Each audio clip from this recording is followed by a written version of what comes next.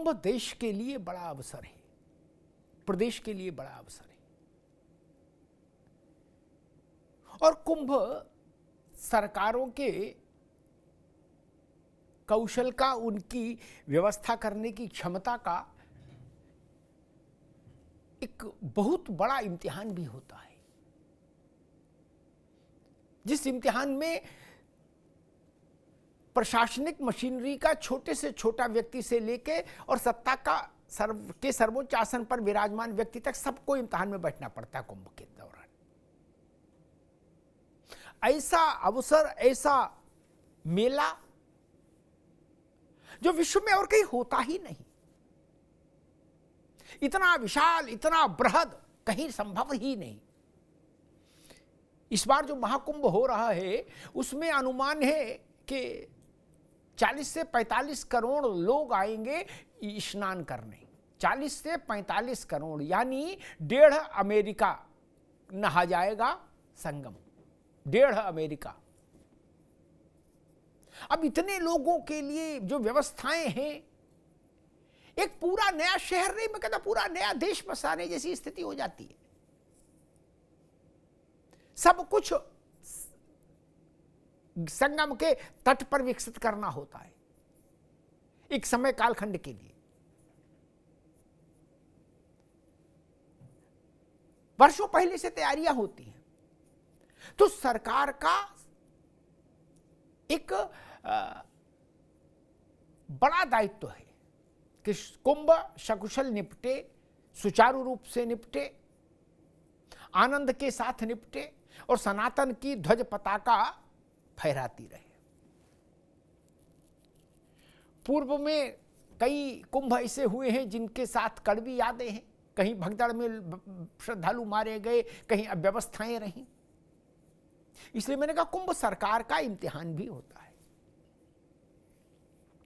अब इस महाकुंभ में अब सियासत तो ऐसा हो नहीं सकता कि कोई बड़ा काम हो और उसमें सियासत की एंट्री ना हो। तो अब सियासत इस दरवाजे से इसमें घुस रही है महाकुंभ में कि योगी सरकार राष्ट्रपति को, प्रधानमंत्री को, गृह मंत्री को, रक्षा मंत्री को, उपराष्ट्रपति को, पूर्व राष्ट्रपति को आमंत्रित क्यों कर रहे हैं? लो, न्योते पर बवाल है। न्योता क्यों दे रहे हैं जी? मैं समझ नहीं पता न्योता से चिढ़ क्यों? रामलला के मंदिर के लोकार्पण के समय भी न्योते पर रार हुई थी। इसका मतलब इति सिद्धम के न्योते से कुछ कष्ट है।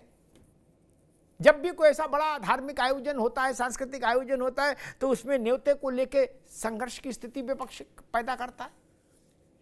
अयोध्या में भी ये हुआ था। बोले जी न्योता क्यों दे रहे हैं, और फिर दे रहे तो ये क्यों दे रहे, और फिर इनको क्यों दे रहे, उनको क्यों नहीं दे रहे, आदि आदि। और कुंभ में कहा जा रहा है कि कुंभ में न्योता बांटी क्यों रहे हो? कुंभ तो बिना न्योते का खेल है। सर आओ और हर हर हर हर नहा के जाओ।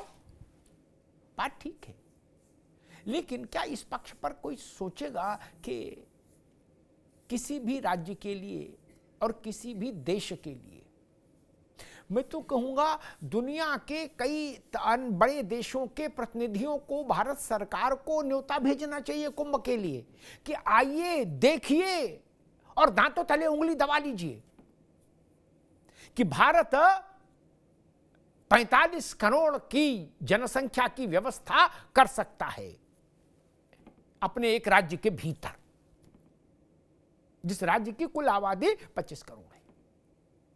बुलाना चाहिए दुनिया के बड़े देशों के प्रतिनिधियों को। न्योता ही भेज के बुलाएंगे और कैसे बुलाएंगे? और राष्ट्रपति, प्रधानमंत्री, उपराष्ट्रपति, रक्षा मंत्री, गृह मंत्री, इनको भी बुलाना चाहिए।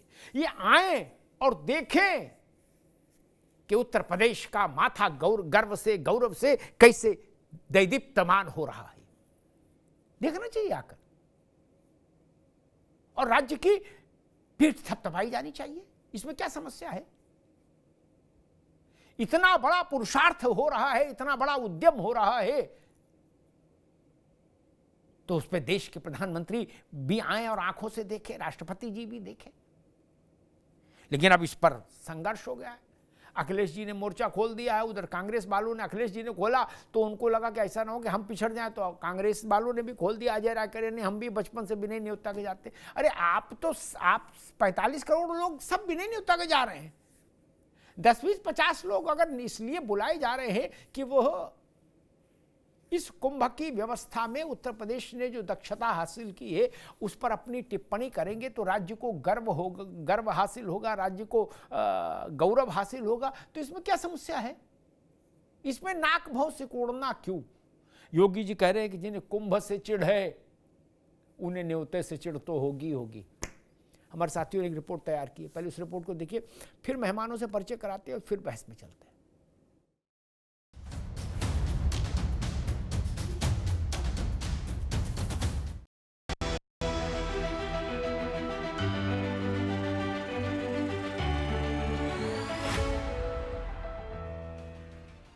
प्रयागराज में 13 जनवरी से संगम पर सजने जा रहे देश दुनिया के सबसे बड़े समागम महाकुंभ में शामिल होने के लिए उत्तर प्रदेश के मुखिया योगी आदित्यनाथ खुद देश के प्रतिष्ठित लोगों को महाकुंभ का न्योता दे रहे हैं। इसी कड़ी में महामहिम द्रौपदी मुर्मू को भी महाकुंभ का निमंत्रण देने दिल्ली पहुंचे सीएम योगी। राष्ट्रपति के साथ ही सीएम योगी ने उपराष्ट्रपति जगदीप धनखड़ को भी महाकुंभ का न्योता दिया। पूर्व राष्ट्रपति रामनाथ कोविंद, गृह मंत्री अमित शाह, रक्षा मंत्री राजनाथ सिंह, बीजेपी के राष्ट्रीय अध्यक्ष जेपी नड्डा सहित कई और नेताओं को सीएम योगी ने महाकुंभ का न्योता दिया। वहीं दूसरी ओर महाकुंभ पर सियासी महाभारत थमने का नाम नहीं ले रही।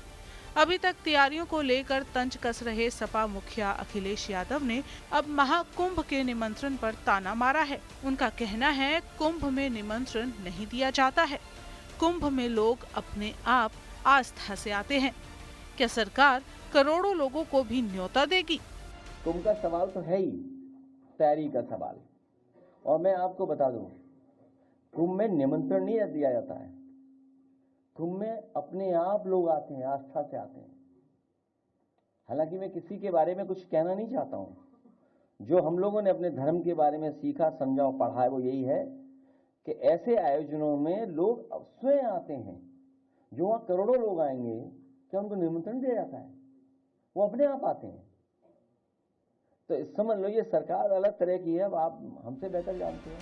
अब बात निकली तो दूर तक गई, लिहाजा बीजेपी खेमे तक भी जा पहुंची।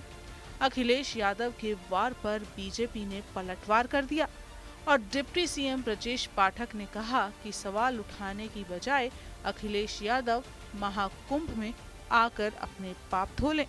समाजवादी पार्टी के मुखिया से मैं कहना चाहता हूं, महाकुंभ का सवाल आपने उठाया है। महाकुंभ में मैं पूरे दुनिया के जो हमारे सनातन धर्म के मानने वाले लोग हैं, सबका मैं हृदय से स्वागत करता हूं। और राहुल जी से भी कहता हूं, आप जर्मनी से आए, आप भी स्नान करके जाइए, पुण्य का लाभ प्राप्त करके जाइए। और मैं समाजवादी पार्टी के मुखिया से भी कहना चाहता हूं, आप भी आइए, पुण्य प्राप्त करिए, पापों को धोइए।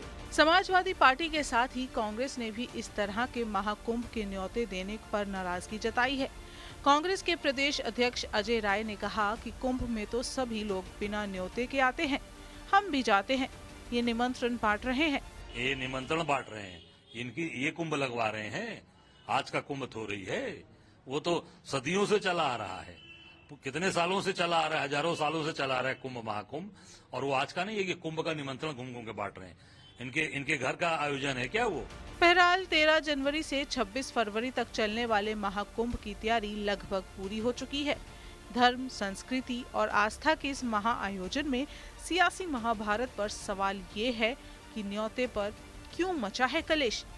बीजेपी दे रही है हिंदुत्व का संदेश, क्या इसीलिए विरोध जता रहे हैं अखिलेश? बड़ा तीखापन अंदर तक भरा है, तेजाब, राजनीतिक तेजाब बहुत ज्यादा है। अजय राय की भावभंगिमा देखिए कांग्रेस के अध्यक्ष की, न्योता बांट रहे हैं, इनका कुंभ है, ये लगवा रहे हैं। ये भावभंगिमा बताती कि आपके अंदर राजनीतिक तेजाब की मात्रा बढ़ गई है। कोई तेजाब रोधी दवा का सेवन करना पड़ेगा। सरकार व्यवस्था की जिम्मेदारी सरकार पर होती है और व्यवस्था भी सरकार करती है। आप सरकार की भूमिका को कैसे हटा देंगे कि ये लगवा रहे हैं कुंभ? कोई ही सरकार की भूमिका हटवा सकता है क्या? तो 45 करोड़ लोगों के सुरक्षा संरक्षा की जिम्मेदारी कौन लेगा? खैर, मेहमानों से आपका परिचय कराते हैं। अवधेश पांडे जी हैं, भारतीय जनता पार्टी के प्रवक्ता, अवधेश पांडे जी का स्वागत है। अशोक यादव जी हैं, समाजवादी पार्टी के प्रवक्ता, अशोक जी का स्वागत है। राज शर्मा साहब हैं, कांग्रेस के प्रवक्ता, राज भाई का स्वागत है। अरविंद सिंह जी हैं, राजनीतिक विश्लेषक, अरविंद जी का स्वागत। सभी मेहमानों को नए वर्ष की हार्दिक शुभकामनाएं, देश प्रदेश को नए वर्ष की हार्दिक शुभकामनाएं। यह नववर्ष सबके लिए मंगलमय हो और सबके साल तो हर बार 365 दिन में बदल जाता है, लेकिन अब की मन बदले तो मजा आए, राजनीतिक तेजाब कम हो, उसका विरेचन हो इस साल। कभी तो सहृदय ढंग से भी भारत की राजनीति चलती दिखे हमको, खड़ामा खड़ामा। विषय छोटा हो या बड़ा हो, इतनी तीखी बात आती है कि लगता है कि मतलब अहरनिश 24 घंटे 365 दिन युद्ध में है। खैर, अरविंद सिंह जी आपसे बात शुरू करूंगा। कहा जा रहा है कि भाई कुंभ में न्योता नहीं बांटा जाता, ये सनातन का वो है। अखिलेश जी ने कहा हमारी धार्मिक परंपराएं बताती है, और अजय राय ने कहा हमारा अनुभव बताता है, हम लोग तो ऐसे घूमते हुए कुंभ चले जाते थे। देखिए अमिताभ जी, अभी मैं आपको सुन रहा था और आपने बताया कि कुंभ में 1.5 अमेरिका नहा के चला जाता है, यानी 45 करोड़ के आसपास लोग स्नान करेंगे। ये केवल उत्तर प्रदेश नहीं, भारतवर्ष नहीं, तो पूरे विश्व का सबसे बड़ा सांस्कृतिक आयोजन है। और ये आयोजन जब भी होता है, जब भी होता रहा है, उस उत्तर प्रदेश के संस्कृति मंत्रालय ने हमेशा बड़े बड़े विज्ञापन देके जन साधारण को निमंत्रित किया है, आमंत्रण भेजा है, वीआईपीज को भी आमंत्रण भेजा है। मैं समझ नहीं पा रहा हूं अखिलेश यादव जी को हो क्या गया है। इनके शासन काल में जब कुंभ लगा था तब भी आमंत्रण गया था, तब क्यों गया था और आज क्यों आलोचना कर रहे हैं? मैं समझ नहीं पा रहा हूं। सैफई में जो डांस प्रोग्राम होता था और जिसमें गीत गाए जाते थे कि आई हूं यूपी बिहार लूटने, उसके लिए पूरे देश में प्रदेश में निमंत्रण भेजना उचित है। और योगी आदित्यनाथ जी दिव्य कुंभ, भव्य कुंभ और अब पवित्र कुंभ जुड़ गया है, स्वच्छ कुंभ जुड़ गया है, उसमें लोगों को बुला रहे हैं सांस्कृतिक कार्यक्रम में, तो ये अनुचित है। हो क्या गया है अखिलेश यादव जी को? मुझे लग रहा है कि जब से उपचुनाव में वो हारे हैं, अपना संतुलन खोते जा रहे हैं। और उनको ये जानना चाहिए कि हर काम की आलोचना करने से, जिसमें आलोचना के लिए जगह नहीं है उसकी भी आलोचना करने से वो योगी आदित्यनाथ का नुकसान नहीं करेंगे, अपितु अपने पैर में ही कुल्हाड़ी मारेंगे। अमिताभ जी। जी ठीक बात है। राज शर्मा साहब, मैं अजय राय को सुन रहा था, वो कह रहे थे भाई इनका कुंभ है, इस ऐसे मुंह बना के इनका कुंभ है, ये लगवा रहे हैं, ये कौन है जो न्योता बांट रहे? ये सरकार है भाई, और हमने चुना है इनको, जनता ने। अजय राय को नहीं चुना, अखिलेश जी को भी नहीं चुना है। जनता के मैंडेट से वो राज्य के मुख्यमंत्री हैं, निर्वाचित सरकार है, उनसे बड़ी स्थिति और किसकी होगी? अजय राय पूछ रहे ये कौन है? नहीं,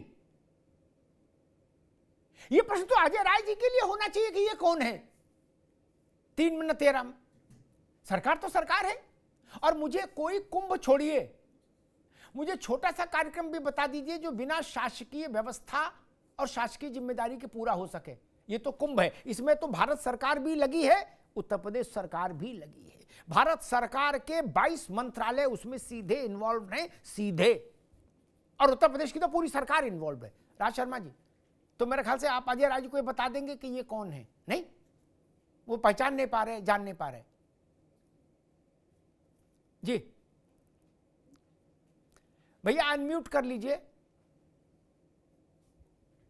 हाँ, अब आ रही होगी आवाज। जी जी बढ़िया। मैं एक बात कहना चाहता हूँ, मैंने कहा था कि मैं सबको बताऊंगा। सबसे पहले तो बात ये कहता हूँ, क्षमा के संग कहता हूँ, मेरा अध्यक्ष उत्तर प्रदेश का जो अध्यक्ष है अजय राय जी, वो राष्ट्रीय पार्टी के अध्यक्ष हैं, और मुझे उम्मीद है कि आप भी या कोई भी उनके लिए 3 और महीना 13 में ऐसे शब्द सुनेंगे तो ये शायद ना मेरे लिए अच्छा है ना यहाँ पे बैठे 4 और सदस्यों के लिए अच्छा है। यही तो चीज बड़ी गंदी आदतें पड़ गई है एक मिनट हम स्पष्ट कर दें ना एक मिनट हम स्पष्ट कर दें। मैंने कहा जब वो ये मैंने अपनी तरफ से कहा, मैंने कहा वो ये पूछ रहे हैं कि ये कौन है, ये लगवा रहे कुंभ, ये न्योता बांटे से सुन लीजिए। तो मैंने बताया ये सरकार है। मैंने कहा अगर कोई ऐसे मान लीजिए उनके लिए पूछने लगेगा तो खराब होगा ना, खराब होगा ना। अब मैं वो अध्यक्ष पार्टी सुन लीजिए आप जी। अगर मैं सकारात्मक ना हूं, नकारात्मक ना हो जाऊं, नकारात्मक हो जाऊं तो मैं आपकी बात पे कहता हूं आप तो सनातनी हैं, आपने कैसे नए साल, ये नया साल हमारा नहीं है, ये नया साल हमारा कहां है? आपने नए साल की बधाई दे दी, मगर ये सिर्फ मेरी नेगेटिविटी दिखाती है, क्योंकि मैंने भी अभी मैंने अपने घर पे अपनी मिसेस से कही और तो कहा नहीं, मैंने कहा ऐसी बात कहनी चाहिए, कहा नहीं, दुनिया कह रही है हैप्पी न्यू ईयर, तो ये सकारात्मक चीज है। अब आ जाइए आप बात में कि न्योता की। देखिए कुंभ जो है वो एक आस्था का विषय, आस्था का विषय है। मुझे पूजा कब करनी है, गंगा में कब स्नान करना है, कब नहीं करना, ना तो अशोक यादव जी सिखाएंगे, ना अवधेश पांडे जी, ना अरविंद भाई सिखाएंगे, ना आप सिखाएंगे, और ना ही योगी जी और मोदी जी सिखाएंगे। यहाँ पे दिक्कत क्या हो रही, अभी एक और बात कहता हूँ, अभी अरविंद करो कुछ सिखा रहा है क्या? अगर नहीं सिखा रहा है तो विषय अवांछित है। थोड़ा सुन तो लीजिए आप, बात में तो बात को कहोगे ही हमारी। जैसे अभी अरविंद भाई ने कहा कि वो सफाई में होता था तो इनविटेशन दिया जाता था, वहां डांस हो रहा, ठीक है, डांस में मेरी आस्था नहीं है जाने की, कुंभ में मेरी आस्था है। मैं समझता हूं, कोई समझे ना समझे, मैं समझता हूं अगर कुंभ में नहा लूंगा तो गलती से जो मेरे पाप हो गए वो मेरे धुल जाए, ये मैं समझता हूं।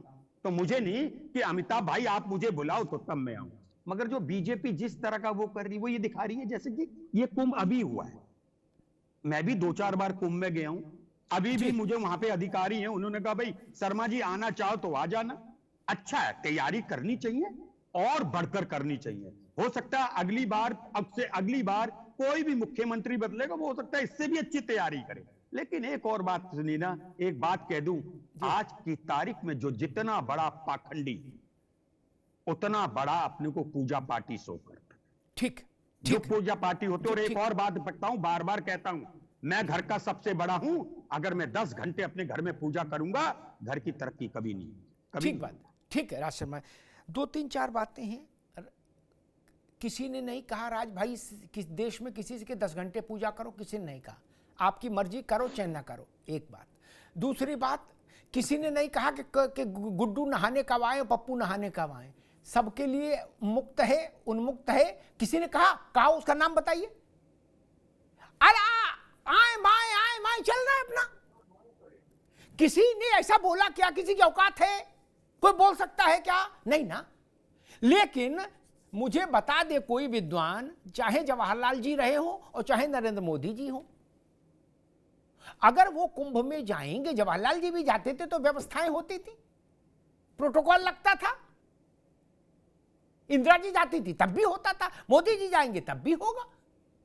ऐसे हो जाएगा जैसे हम आप नहाने जाएंगे कि दरोगा ने कहा कि भैया आ जाओ नहा जाओ, वैसे मुख्य प्रधानमंत्री आके नहा के चले जाएंगे। बोले गुड्डू ने बुलाया तो कहते भैया आ जाओ, हैं हमारी झोपड़ी हम रुक जाओ, हैं और पूरी बना रहे हैं और काची फल की सब्जी खा के जाओ। ऐसा संभव है क्या? नहीं ना, ऐसे संभव नहीं। राहुल गांधी आएंगे तब भी उतना ही व्यवस्था करनी होगी। जो चीज हो नहीं रही उसका भी प्रचार कर रहे हो आप लोग यार। किसने कहा? मुझे उस आदमी को का नाम सामने रखिए, किसने कहा? और मैं तो कहता हूं विश्व के बड़े राजनेताओं को भी बुलाइए, उनको दिखाइए कुंभ, कि कुंभ हम ऐसा कुंभ कर सकते हैं। ये भारत की क्षमता का जय घोष है, ये भारत की सामर्थ्य का जय घोष है। जिनके मन में नकारात्मकता है वो जाने, जिनके अंदर एसिड है वो जाने। मैं समझ नहीं पाता कि अखिलेश जी मुख्यमंत्री, एक बार अखिलेश जी मुख्यमंत्री थे तो लखनऊ में एक कार्यक्रम था। अशोक जी और अवधेश जी आपके पास आऊं उससे पहले बताना बहुत जरूरी, क्योंकि एसिडिटी से बड़ी समस्या है। राजनीतिक एसिडिटी, पेट की एसिडिटी तो ठीक हो जाती है, पॉलिटिकल एसिडिटी ठीक नहीं होती। मैं और वो अखिलेश जी मंच पर थे, केंद्र में मोदी जी की सरकार थी। मैंने उस मंच से कहा था अशोक जी वहाँ सब लोग पार्टियों के विचारधारा के लोग थे। मैंने कहा कि मेरी छोटी सी समझ में लोकतंत्र में, राज भाई आप भी सुन लीजिए, किसी को अच्छा लगे, किसी को खराब लगे, बहुत ज़्यादा खराब लगे, तब भी राज्य का चेहरा राज्य का मुख्यमंत्री होता है। अशोक जी आप भी सुनिए, राज भाई आप भी लीजिए, ये मैंने अखिलेश यादव के लिए कहा था क्या। और केंद्र का चेहरा, भारत का चेहरा प्रधानमंत्री होता है निर्वाचित। क्या लोकतंत्र का इतना ही अर्थ मैं जानता हूं, आप समझ गए। तो इसकी बड़ी ताली बजी, सपा वाले जो थे उनने बड़ी ताली बजाई क्या। लेकिन आज अगर मैं योगी आदित्यनाथ के लिए बोलूं तो आपका मुंह बन जाएगा, बोला कैसी बात कर रहे हो, वो हैं क्या। तो आपके मुंह बनने से काम नहीं चलेगा ना मित्र, मुख्यमंत्री तो मुख्यमंत्री रहेगा। खैर अशोक जी, राम जन्मभूमि पर मंदिर का जब लोकार्पण था तब भी न्योते को लेके बवाल हुआ था और कहा गया था ये 22 का निपट जाए, हम फिर आएंगे दर्शन करने परिवार के साथ। 22 जनवरी को बीते इस 22 दिन बाद 1 साल हो जाएगा, अभी तक कोई गया नहीं। और शिवपाल जी कल थे अयोध्या, तो वो कह रहे थे कि नहीं जब पूरा बन जाएगा, गार्डन आर्डन सब, पूरी आर्किंग पार्किंग सब हो जाएगी तब आएंगे। मतलब उनने इतनी लंबी डेट दे दी कि देखा जाएगा। तब भी आपको न्योते से आपत्ति थी, आज भी न्योते से आपत्ति है, क्यों।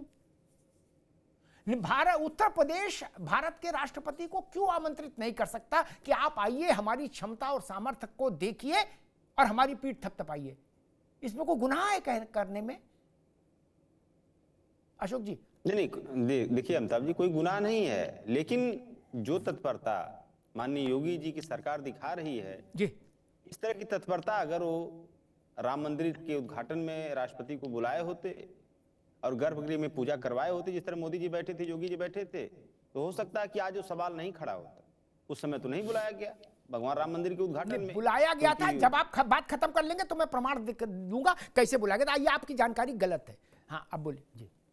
नहीं, अगर बुलाया गया होता, महामहिम आई होती, तो मुझे लगता है अब नहीं आई, इसकी जिम्मेदारी कौन लेगा? आप लेंगे? महामहिम ही तय करेंगी कि जाएंगी कि नहीं जाएंगी। कुंभ में भी वो जाएंगे कि नहीं जाएंगी, इसकी जिम्मेदारी कौन से कोई ले सकता है यार? वही तय करेंगी कि युवजन सभा का अध्यक्ष तय करेगा दिल्ली का।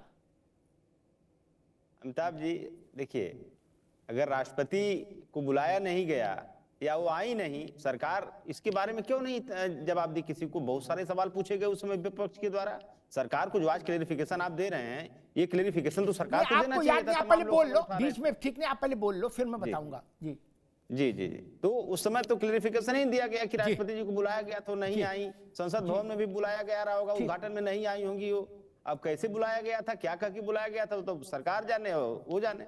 अच्छा, दूसरी बात, इस तरह के जो भी धार्मिक आयोजन है, बचपन से हम लोग बहुत सारे धार्मिक आयोजनों में हिस्सा लिए और सब जो जानते हैं, जानकारी हम लोगों की यही है, ये भारत की सभ्यता और संस्कृति का त्योहार है। ये किसी का व्यक्तिगत त्योहार नहीं है, किसी सरकार का। ये नेचुरल तरीका है कुंभ का, हजारों सालों से चला आ रहा है।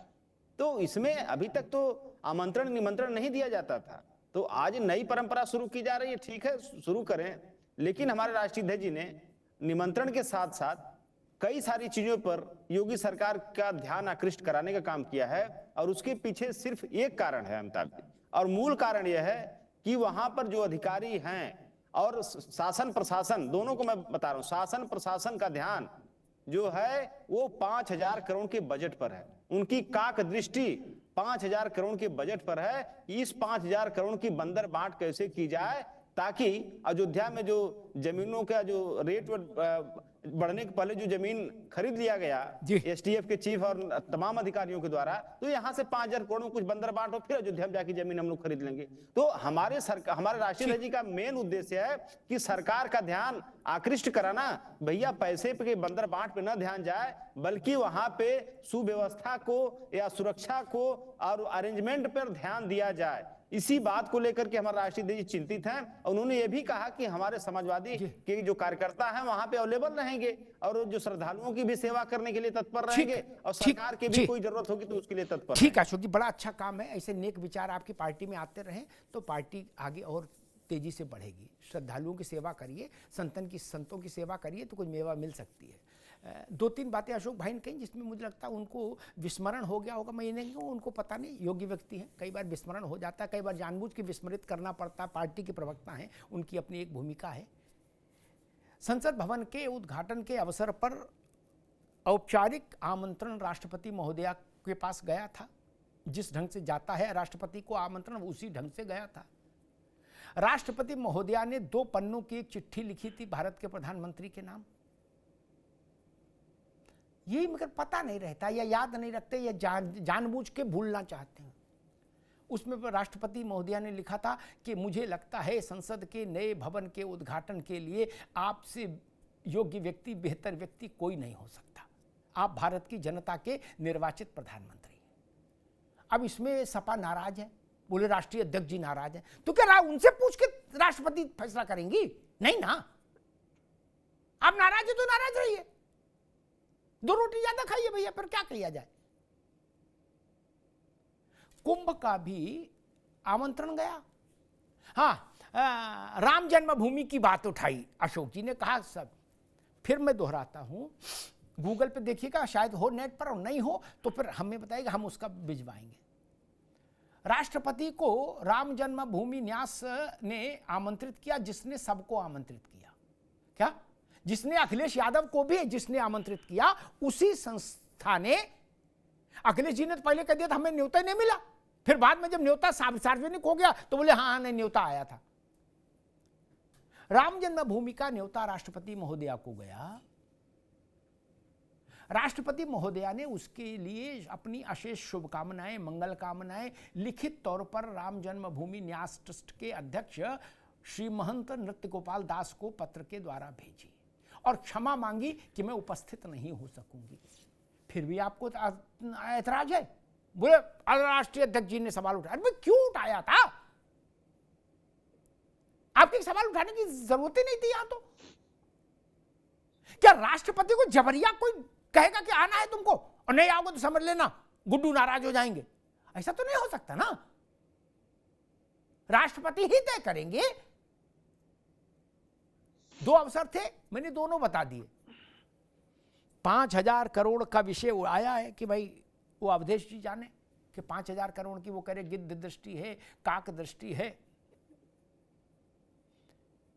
अब या तो फिर ऐसा हो जाए कि भाई ऐसी कोई व्यवस्था बन जाए देश में राज भाई कि सरकार किसी एक दूसरे दल की रहेगी और जो विपक्ष में होंगे उनको फंड दिया जाएगा खर्च करने के लिए। ऐसा तो संभव नहीं ना कि उत्तर प्रदेश का बजट कांग्रेस सपा तय करेगी, खर्च करेगी और सरकार भाजपा चलाएगी। ऐसा तो संभव नहीं ना। जो सरकार में रहेगा उसी के पास खजाने की चाबी भी रहेगी। खैर, अवधेश पांडे, मसला ये कि आपने न्योता क्यों बांटा, इस पर सवाल उठ रहा है। और अशोक जी ने कहा कि हमने राम जन्मभूमि के मंदिर के समय में सवाल उठाया था, न्योता क्यों बांटा। अगर मुझे ऐसा लगता है कि न्योता से कुछ सपा को नाराजगी है तो न्योता क्यों बांट रहे हैं? देखिए अमिताभ जी, कुंभ ये मानवता का सबसे बड़ा उत्सव हो रहा है और ये कुंभ ही नहीं है, ये महायज्ञ भी है और ज्ञान यज्ञ भी है।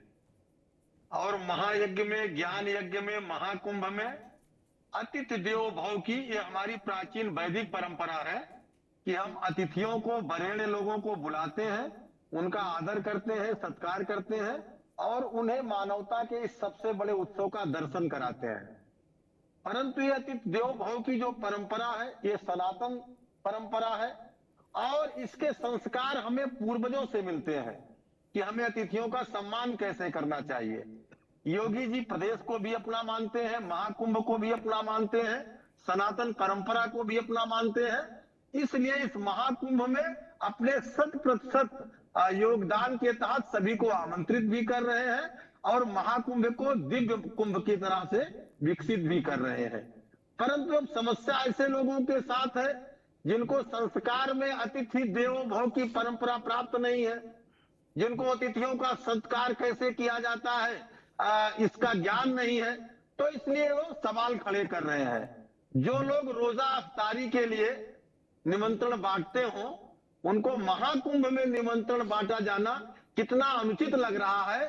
और वो तब जब वो विपक्ष में बैठे हैं और ऐसा जनता जनार्दन ने उनको विपक्ष में बैठने के लिए मजबूर किया है, क्योंकि सनातन द्रोही जो लोग रामनवमी नहीं मनाने देते थे, जो लोग अपने सरकार में कांवड़ यात्रा पर डीजे नहीं बजाने देते थे, जो लोग निहत्थे कारसेवकों पर गोली चलवाते थे, जो लोग 14 कोसी 84 कोसी पंचकोसी परिक्रमा पर प्रतिबंधित करते थे, अगर कोई परिक्रमा करने निकल जाता था उसको जेल की सलाखों में भेज दिया जाता था, ऐसे लोगों को महाकुंभ में आमंत्रण देना बुरा लग रहा है। ये पुरातन पद्धति है आमंत्रण देना। वैदिक काल में भी जब यज्ञ होते थे, महायज्ञ होते थे, ज्ञान यज्ञ होते थे, तो निमंत्रण दिए जाते थे और वरेण्य लोगों को बुलाया जाता था। तो इसलिए योगी जी सनातन परंपरा को जानते हैं और उसी परंपरा को प्रतिष्ठित करने के लिए वो जो समाज के वरेण्य लोग हैं, जो प्रतिष्ठित लोग हैं, जो सनातनी लोग हैं, उनको निमंत्रण दे रहे हैं और वे सब लोग आएंगे भी और महाकुंभ का दर्शन करेंगे, महाकुंभ में स्नान करेंगे। और मैं तो कहता हूं कि सबको आना चाहिए। अशोक जी भी आवे, राज जी भी आवे, राहुल जी को भी लेकर के आवे, अखिलेश जी को लेकर के भी आवे, एक बार प्रियंका जी ने डुबकी लगाई भी है, तो आए। जो आजकल सनातन धर्म के गाली देने का एक ही उद्देश्य उनका रह गया है, तो कुछ ऐसे जो ज्ञात अज्ञात उनके पाप हुए वो धुल जाएंगे और महाकुंभ के उनको दर्शन भी हो जाएंगे, महाकुंभ में उनका स्नान भी हो जाएगा। पाप पहले अपने पाप धो लो। चाहिए अमिताभ जी। जी ठीक। अरविंद जी, कुंभ में सैकड़ों संस्थाएं हैं, धार्मिक सामाजिक, जो भागीदारी कर रही हैं, जिनके शिविर लगे हैं। वो 45 दिन अलग अलग आयोजन होंगे। ऐसी 4 संस्थाओं के आयोजनों के निमंत्रण तो मुझे प्राप्त हो गए क्या कि आइए, बाकायदा छपे हुए निमंत्रण है भाई। ये कौन लोग कह रहे हैं कि सनातन में न्योता नहीं जाता? ये कौन लोग हैं और ये कहां से खोज कर लाए हैं? किस वेद पुराण शास्त्र में ये लिखा है कि आमंत्रण नहीं जाएगा? देखिए अमिताभ जी, ये जब आमंत्रण नहीं होता तो तब भी ढिंडोरा पीटा जाता था, मुनादी होती थी, सार्वजनिक सूचना होती थी। जी जी जी अमिताभ जी, देखिए आमंत्रण पे प्रश्न चिन्ह वही लोग लगाते हैं जिनको सनातन परंपरा का ज्ञान नहीं है। सनातन परंपरा में, आप तो ब्राह्मण परिवार से आते हैं, जब हम पूजा में बैठते हैं तो आवाहन करते हैं, आमंत्रण देते हैं, आमंत्रण के बाद पूजन करते हैं और पूजन के बाद विसर्जन विदाई करते हैं। तो निमंत्रण और आमंत्रण सनातन परंपरा की पहली कड़ी है, पहली सीढ़ी है। अब जिनको पता नहीं है उनके लिए हम प्रार्थना कर सकते हैं परमात्मा से कि उनको बुद्धि दे, सुबुद्धि दे, इस बात को समझे, क्योंकि आमंत्रण हमारा अंग है, हमारे सनातन परंपरा का अंग है।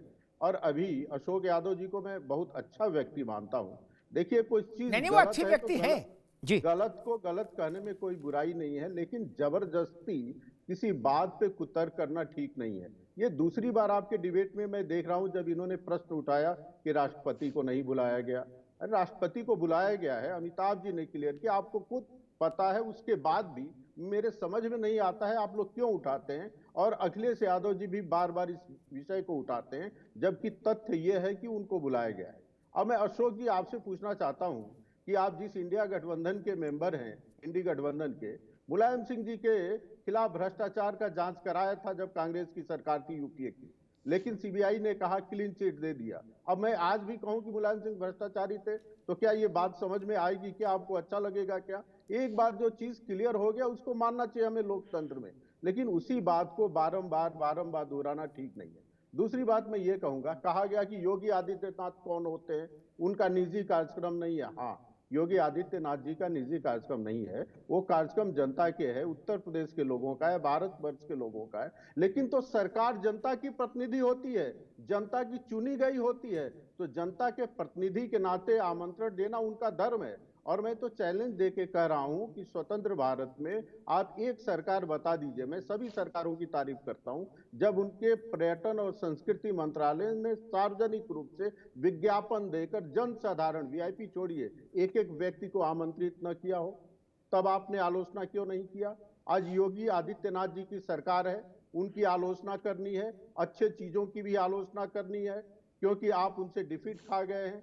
तो मैंने पहले भी कहा था और अभी भी कह रहा हूं कि आलोचना के लिए जब आलोचना करेंगे तो उससे नुकसान सामने वाले का नहीं होगा, उससे नुकसान केवल और केवल आपका होगा। और एक चीज, एक लाइन और मेरे को बोलने को दीजिएगा। अजय राय जी ने जिन शब्दों का प्रयोग किया है उनका मैं घोर निंदा करता हूं, और मैं कहूंगा, मैं कुंभ पे उन्होंने प्रश्न उठाया इसलिए मैं कहूंगा कि अब अजय राय जी का व्यवहार उस बैंड बाजे, सट्टे के बैंड बाजे वाले जैसे है कि वो जिसके सट्टे पे जाता है उसके तरह से बजाता है। मैंने अजय राय को भारतीय जनता पार्टी में रहते देखा है और समाजवादी पार्टी और कांग्रेस पे प्रहार करते हुए देखा है। आज पार्टी बदल दी है तो उन्होंने विचारधारा भी बदला है और अपनी सोच समझ भी बदली है। उनका व्यवहार सट्टे वाले जैसे है और सट्टे वाले के आरोप का जवाब नहीं। देखिए, पार्टी बदली है तो विचारधारा पहले बदलना पड़ेगा, तब तो पार्टी बदलेगी। ऐसे कैसे बदलेगी?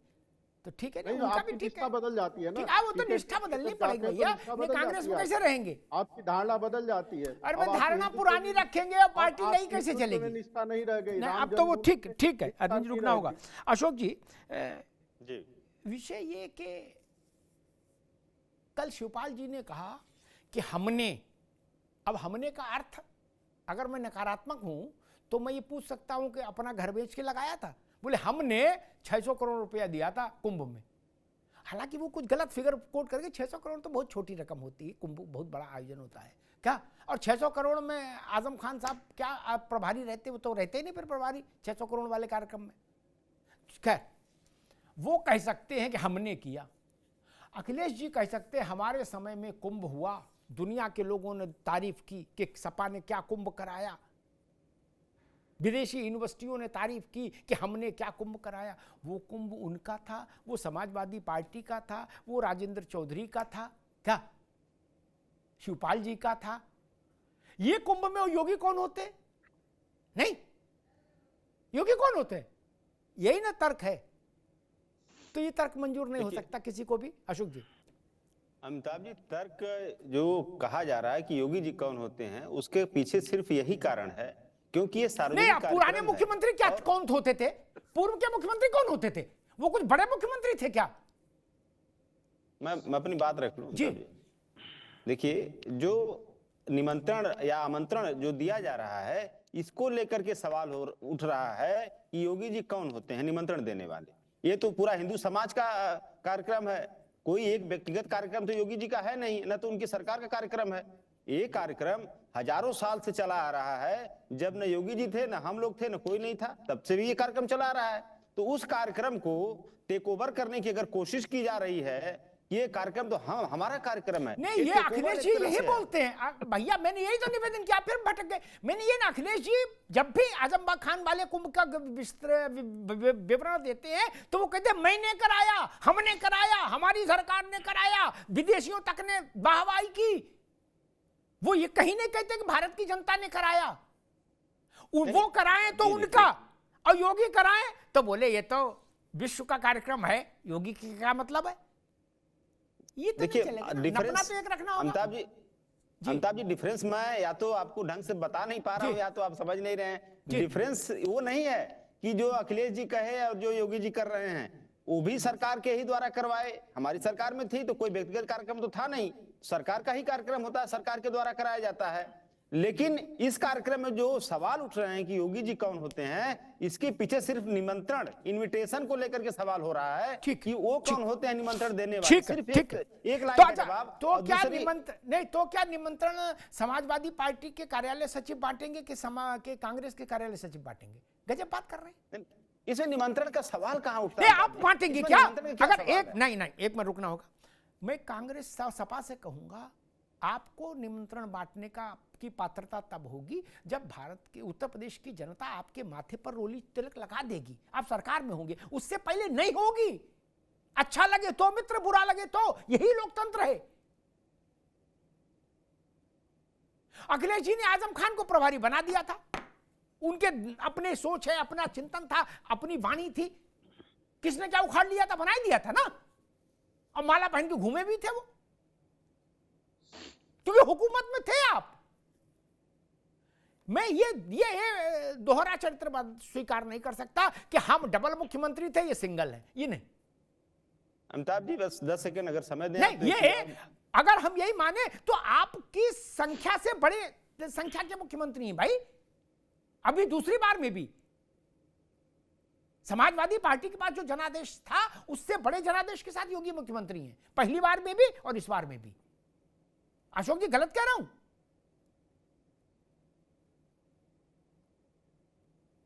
जी 10 सेकंड आपको दिए, फिर अगर अमिताभ जी अगर ज्यादा बड़े जनादेश से मुख्यमंत्री हैं तो क्या अगर इनके द्वारा कोई ऐसा काम किया जाएगा जो उचित नहीं हो तो उस पर सवाल उठना बंद हो जाएगा? क्योंकि अरे ये तो प्रचंड बहुमत से आए, इनके ऊपर सवाल नहीं उठाना है, ये आरक्षण लूटते रहे सवाल नहीं उठाना है, ये महाकुंभ को टेक ओवर करने की कोशिश करें सवाल नहीं उठाना है। अभी हमारे भाजपा के साथी ने कहा कि वैदिक काल में होता था, निमंत्रण आमंत्रण दिया जाता था। अमिताभ जी वैदिक काल का इन्होंने बात किया, लेकिन वैदिक काल में जो धार्मिक अनुष्ठान किए जाते थे और होते थे उसका उद्देश्य क्या होता था? ज्ञानार्जन होता था, लोक कल्याण होता था। लेकिन इस काल में ज्ञानार्जन नहीं, धनार्जन। ठीक, अब रुकना होगा, अभी रुकना होगा। ये बात ठीक नहीं है। इसका मतलब आपकी सरकारों ने जो कार्यक्रम कराए उनमें भी धनार्जन ही किया होगा। इसका मतलब तो यही कि जब आपके पास ताला कुंजी थी तो आपने भी बाल्टी भर भर के लपेटा होगा। ये कहना चाह रहे हैं क्या? ये अविश्वास मत फैलाइए। आपने भी लपेटा होगा। निमंत्रण की बात हो रही है। दक्ष प्रजापति का शिरोच्छेदन क्यों हुआ था? महादेव को निमंत्रण नहीं गया था। उस वक्त अगर समाजवादी पार्टी और अजय राय होते तो वो कहते निमंत्रण की क्या जरूरत है, यज्ञ में तो अपने आप आते हैं सब लोग, कह सकते थे। लेकिन अच्छा है उस वक्त नहीं थे अजय राय जी और समाजवादी पार्टी। होते तो वो दक्ष को भी लपेट लेते, महादेव को भी लपेट लेते, कहते ये कौन होते निमंत्रण मांगने वाले। राज शर्मा जी, निमंत्रण से इतनी नाराजगी क्यों? लग रहा है बिल्कुल पूरा बोले हाँ? क्या? और जैसे सपा कह रही है कि टेक ओवर करने की कोशिश है, क्या सरकार को हम बहिष्कृत कर दें मेला क्षेत्र से क्या, और वहां 4 युवा कांग्रेस के और 4 सपा के युवक लगा दें तो कुंभ हो जाएगा? सरकार तो रहेगी ना बीच में, जमीन का आवंटन भी सरकार ही करती है, पैसा भी सरकार ही खर्च करती है। कहा जा रहा कि कुंभ को टेक ओवर किया जा रहा है। सरकार बाहर रहेगी तो कुंभ कैसे होगा? और कब सरकार बाहर रही? राज शर्मा मुझे बताइए। भैया मैं एक बात कहना चाहता हूं, यह आस्था का विषय है।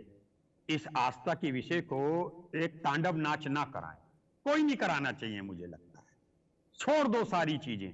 लेकिन मैं एक बात कहना चाहता हूं, मेरी बात सुन लीजिए। आज मैं पंडित जी हूं, मैं एक बात कहना चाहता हूं, मुझे बहुत बुरा लगता है जैसे कि अभी अवधेश पांडे जी ने कहा कि राज शर्मा जी, राहुल गांधी जी वहां आए और नहाए और अपने पाप को धो लें। मैं आपको मुतमईन करना चाहता हूं पांडे जी, मैं तो बाल्टी के पानी से नहा लूंगा क्योंकि पापी नहीं हूं, मगर आप जाएं पहले अपने पाप धो लें, अपने नेताओं को पाप धो लें। आप लोगों को शर्म नहीं आती? अगर मैं नहीं कहता कि अच्छे काम कर रहे हैं योगी जी, ठीक है करिए, हिंदू धर्म है, होना चाहिए ये कुंभ में, सब कुछ करो, लेकिन एक बात तो कर लेते। अरे 6-7 साल में प्रधानमंत्री जी को एक विश्वविद्यालय का उद्घाटन कराने के लिए भी बुला लेते जिसका डंका ऑक्सफोर्ड यूनिवर्सिटी के बराबर में पड़ता। क्या बेकार की बातें करते रहते हो पांडे जी? और अभी राजनीतिक विश्लेषक साहब है, मैं आपको कहना चाहता हूं अरविंद भाई, हमारी बात हो सकती है कि हम कहीं पे बचाने के लिए अपनी पार्टी को डिफेंड करें, आपको देश को डिफेंड करना है। आपने कह दिया एक नेशनल पार्टी के प्रेसिडेंट को वो सट्टा बैंड की तरह, अरे वो सट्टा बैंड आप कह रहे हो। उन्होंने अभी अमिताभ भाई ने अच्छी बात कही कि वो तो पार्टी के संग विचारधारा बनी, आप अपने बारे में क्या कहेंगे? आप तो पार्टी के प्रवक्ता, बीजेपी के प्रवक्ता बन के बोल रहे हैं। आपको मैं क्या कहूं, मैं वो शब्द नहीं कहना चाहता क्योंकि फिर अगर मैंने भी कह दिया तो गलत होगा। अब मैं एक बात कहना चाहता हूं अमिताभ भैया, एक बात मैं कहना चाहता हूं, बुरी लगे तो निकाल देना, अच्छी लगे तो है ना, आपका नाम हिंदुस्तान में टॉप में, टॉप में, बस मेरी दुआ है बना रहे, बना रहे, बस बस मैं और कुछ नहीं कह रहा हूं, मैं गलत भी हो सकता हूं। आपका टॉप है कि आप बायस नहीं होते हो, कभी कभी आप हो जाते हो क्योंकि आसपास से आते होंगे स्टूडियो में, कहीं कोई नेता बगल से निकल गया, उसकी नेगेटिविटी आ गई, वो हो सकता है। लेकिन मैं एक बात कहूंगा, कुंभ हो रहा है, चलो होने दो, किसी भी राष्ट्रीय अध्यक्ष को, किसी भी पूर्व मुख्यमंत्री को ऐरे गहरे शब्दों से पुकारोगे, मैं आज की बात कह रहा हूं, तो पांडे जी आप कितनी भी गंगा में नहा लो, पाप तो नहीं धोगे। मत कहो किसी को। ठीक है राज भाई, ठीक। कौन हो आप और मैं पाप धोने वाले? ठीक है, ठीक। और सर वहां ब्राह्मण भवंती, पांडे जी मेरी बात दूर तक जाएगी, जहां बॉल फेंक रहा हूं वहीं जाना, सर वहां ब्राह्मण भवंती, इससे आगे कुछ नहीं कहना चाहूंगा। बस ठीक, नहीं इतना बहुत है, समझना कहां बॉल फेंकी। काफी कह दिया। अरविंद जी छोटी सी टिप्पणी, फिर अवधेश जी के पास जाऊंगा। क्या कह रहे हैं आप? जी मैं 10 सेकंड में मैं पूरा करूंगा। एक तो व्यक्तिगत मेरा नाम लिया, मैंने राष्ट्रीय अध्यक्ष के लिए नहीं कहा, प्रदेश अध्यक्ष के लिए कहा, तो आप सुधार लीजिए। आप प्रदेश अध्यक्ष के लिए कह रहा हूं। व्यक्ति किसी भी पार्टी में रहे, किसी में दल में रहे, संविधान स्वतंत्रता देता है, लेकिन देश के प्रति, संस्कृति के प्रति, धार्मिक प्रयोजनों के प्रति, राष्ट्रभूमि के प्रति यदि किसी की निष्ठा बदलेगी तो मैं आलोचना करूंगा। मैं व्यक्तिगत रूप से अजय राय को जानता हूं कि राम जन्मभूमि पे क्या कहते थे, कुंभ के पर क्या कहते थे, संतों पे क्या कहते थे, और आज पार्टी बदलने के बाद उनकी निष्ठाएं जो देश और संस्कृति के प्रति होना चाहिए वो कैसे बदली है। इसलिए मैं क्षुब्ध होकर आरोप लगाया हूं और बारंबार आरोप लगाऊंगा, ये मुझे अधिकार है। मेरा इमरजेंसी लगा के क्यों नहीं बंद कर सकते? ठीक है, ये ध्यान रहे। ठीक है, मैं इसी क्रम में एक बात कहूंगा, फिर अवधेश भाई के पास जाऊंगा कि हम नेतागिरी करें अशोक भाई, हम पत्रकारिता करें, हम कुछ भी करें जीवन में, लेकिन कुछ बुनियादी चीजें हैं जिन पर हम समझौता, हमसे मतलब मैं समझौता नहीं करता। क्या? राष्ट्र के मान बिंदु, राष्ट्र के गौरव बिंदु, राष्ट्र की परंपराएं, नूर की एक बूंद है जो सदियों से बहा करती है, वो जो एक सनातन का प्रवाह है, वो क्या मैं इस पर समझौता नहीं कर सकता ना। और जिन लोगों ने 35 वर्ष की मेरी यात्रा देखी है वो इस बात से मुतमईन है। 35 वर्ष कोई कम अवधि नहीं होती मित्र। मैं राजनीति भी करता तब भी यही करता, ऐसे ही कहता, सपा में रहता तो भी, बसपा में रहता तो भी, भाजपा में रहता तो भी, कांग्रेस में रहता तो भी, निकाल दिया जाता तो भी बोलता वही। मैं ऐसी मूर्खता नहीं कर सकता कि कुंभ पर कोई अच्छी बात नहीं कहूं। बोले क्यों? बोले हमारी पार्टी वाले नाराज हो जाएंगे। मैं इस बात का भी समर्थन नहीं कर सकता कि होली नहीं मनेगी मेरे सरकारी बंगले में, लेकिन इफ्तार होगी सरकारी खर्चे से। मैं इस बात का समर्थन नहीं कर सकता था ना। आप मुझे मिसफिट मान लीजिए, लेकिन मैं नहीं कर सकता। हिम्मत से सच कहूं तो बुरा मानते हैं लोग, रो रो के बात कहने की आदत नहीं रही। अवधेश पांडे जी, बात वहीं पर आके टिक रही है कि न्योता क्यों बांट रहे हो। मुझे लग रहा है शायद इस बात से समस्या है कि होता है ना कि भाई ठीक है, पड़ोसी की लड़का टॉप कर गया, बिटिया की नौकरी लग गई, मकान भी 2 मंजिला बना लिया, तो जो बगल वाला है वो थोड़ा चिढ़ता है। क्या?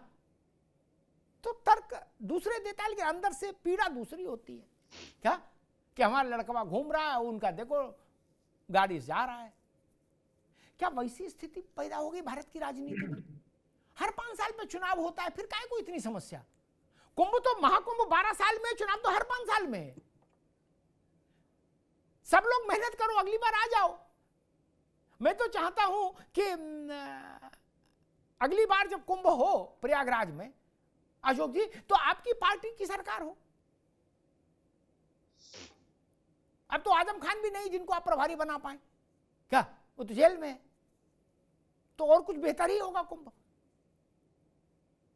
अवधेश जी। अमिताभ जी, तुलसीदास जी की एक पंक्ति है, सब ही सोहाई नवद बधावा, चोर ही चंदन रात न भावा। चोरों को चांदनी रात अच्छी नहीं लगती, क्योंकि उन प्रकाश जब होगा तो उनको चोरी करने में दिक्कत होती है। भगवान राम के राज्याभिषेक के समय की यह पंक्ति है।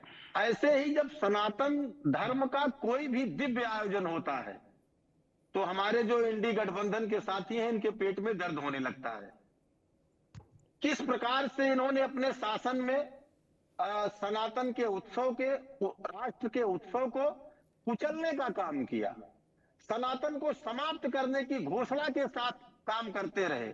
परंतु आज जब उत्तर प्रदेश में योगी जी की सरकार है और देश के अंदर मोदी जी की सरकार है, और दोनों सरकारों का संकल्प है विरासत भी, विकास भी, और उसी भावना को लेकर ये सरकारें काम कर रही हैं।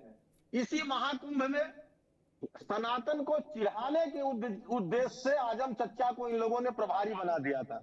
जो व्यक्ति सनातन को मानता ही ना हो, सनातन के सबसे बड़े आयोजन का प्रभारी उस व्यक्ति को इसलिए बना दिया गया कि इससे सनातन की भावनाएं आहत हो, सनातन धर्मी इसमें अंदर से विचलित हो।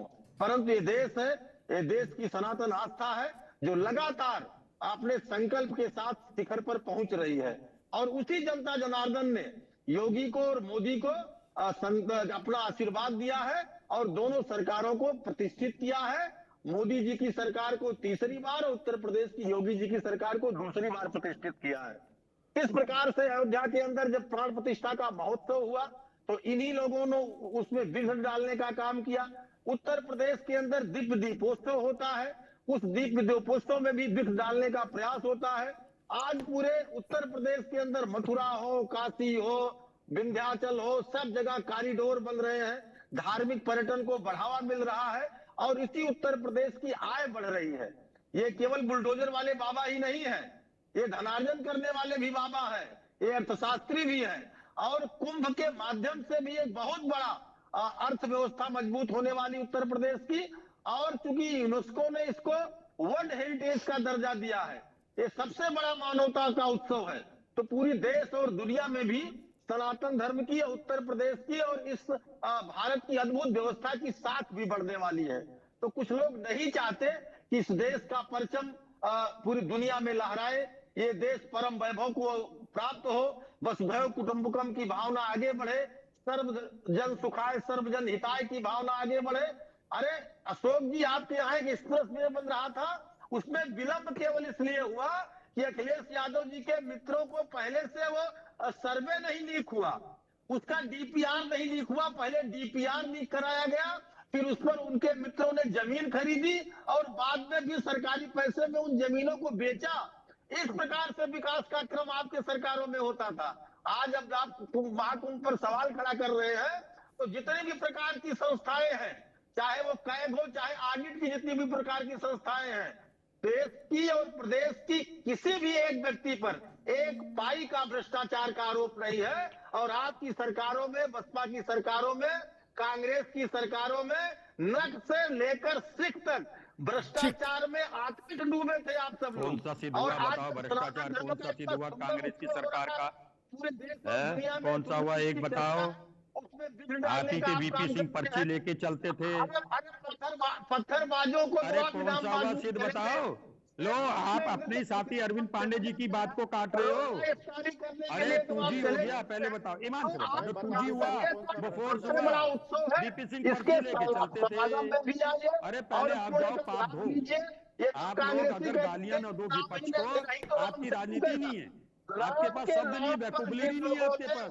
मैं सही बता रहा हूँ आपके पांडे जी, आपको नहीं, पूरे बीजेपी वालों को।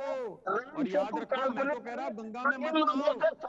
अरे गंगा भी मैली हो जाएगी आप लोगों को नहाने से। इतने पापी हो समाजवादी पार्टी के लोग, आपके नहाने से, आप लोगों के नहाने से गंगा भी दूषित हो जाती है। अरे आप लोग जहाँ जहाँ पैर पड़ते हैं वहाँ नकारात्मक ऊर्जा पैदा होती है।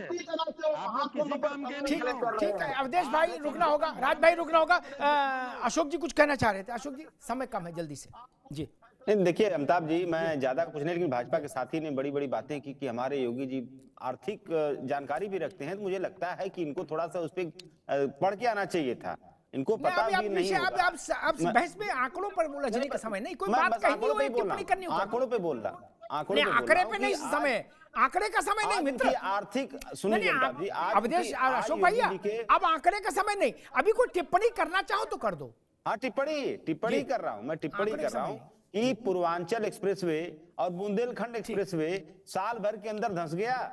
हमारा जो लखनऊ आगरा एक्सप्रेसवे है, RIT संस्था से लेकर के तमाम इनकी संस्थाओं ने जांच किया और उसको 24 कैरेट का सोना घोषित किया है, इतना शुद्धता से बना है। और इनको बताना चाहिए था, इनको एक चीज भूल गए पांडे जी, इनको एक चीज बता देना चाहिए था कि आज उत्तर प्रदेश के हर नागरिक के ऊपर 31,000 का कर्ज योगी सरकार ने चढ़ा दिया है।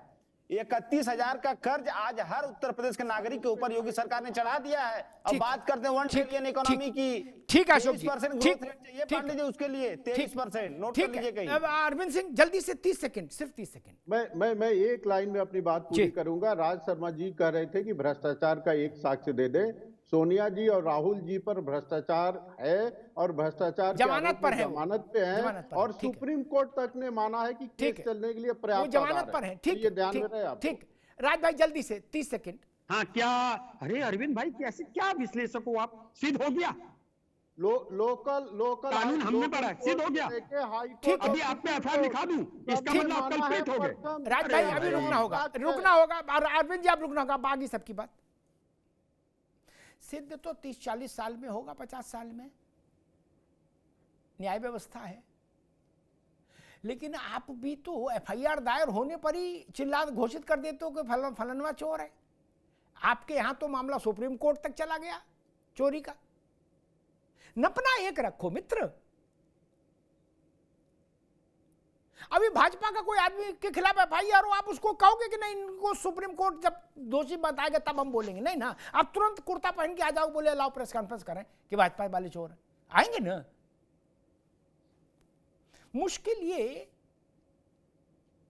कि दिल छोटा हो गया।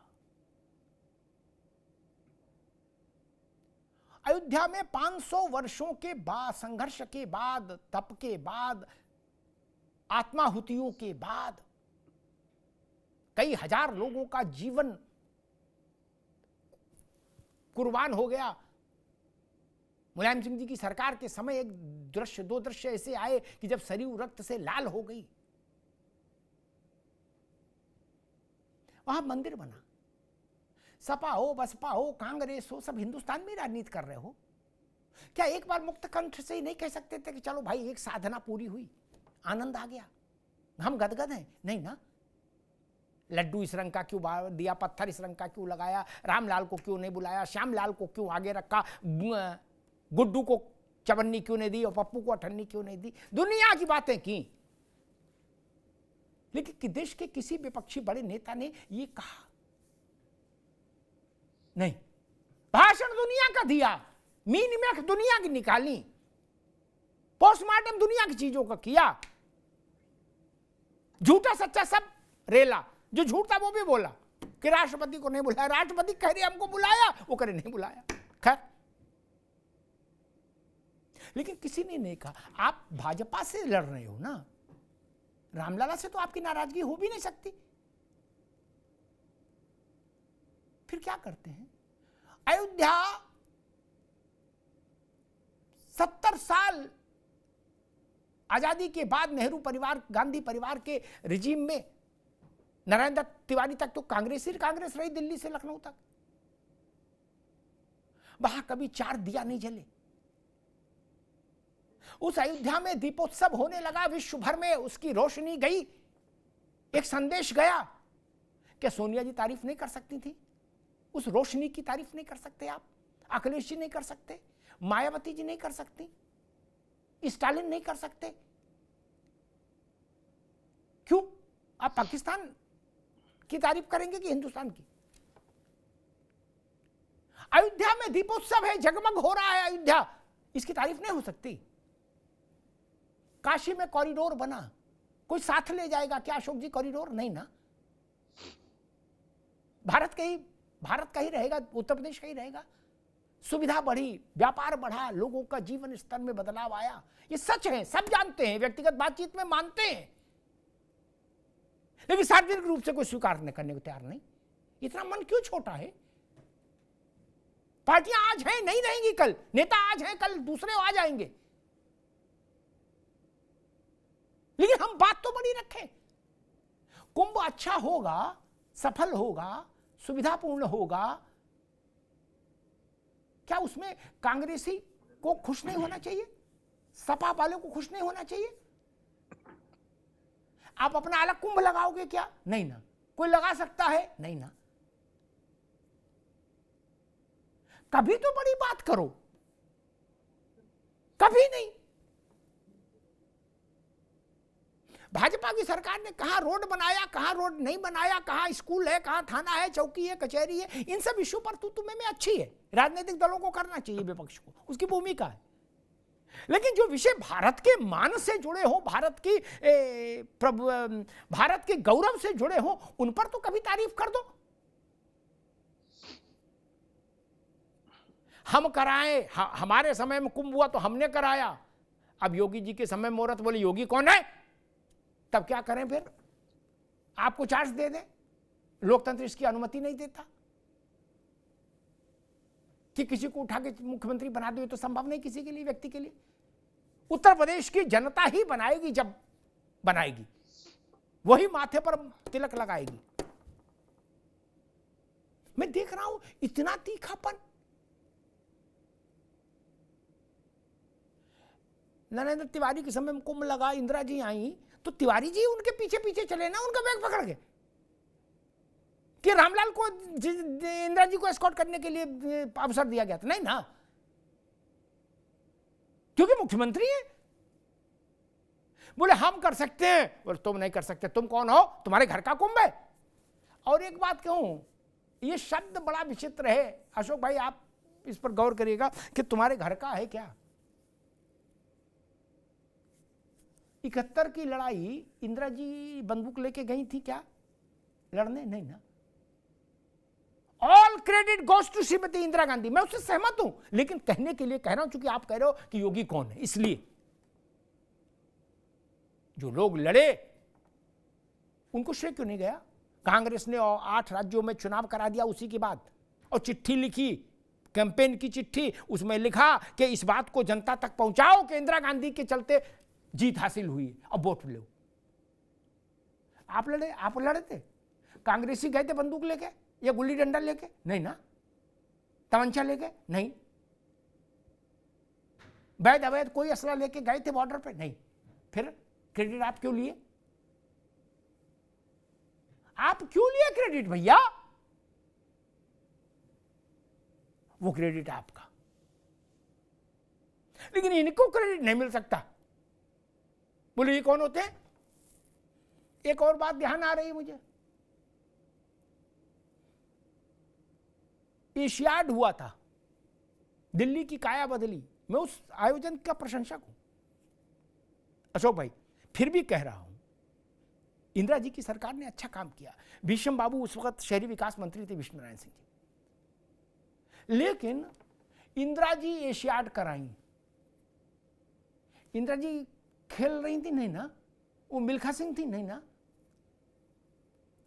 एशियाड इंदिरा जी ने कराया, लेकिन कुंभ योगी ने कराया। ये हमें बर्दाश्त नहीं होगा सुनना, हम ईंट से ईंट बजा देंगे।